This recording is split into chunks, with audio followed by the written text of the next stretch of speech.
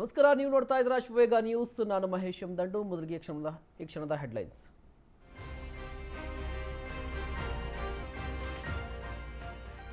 Belthangady SIT ಕಚೇರಿಗೆ ಆಗಮಿಸಿದ mask man. ಕೆಲವೇ ಕ್ಷಣಗಳಲ್ಲಿ ಗುಂಡಿ ಶೋಧ ಕಾರ್ಯಾಚರಣೆ ಆರಂಭ. ಇತ್ತ ಬಿಜೆಪಿ ನಾಯಕರಿಂದ ಧರ್ಮಸ್ಥಳ ಚಲೋ.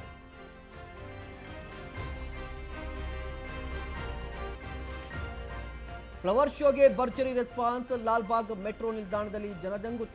ಒಂದೇ ದಿನ 85 ಲಕ್ಷ ರೂಪಾಯಿ ಆದಾಯ.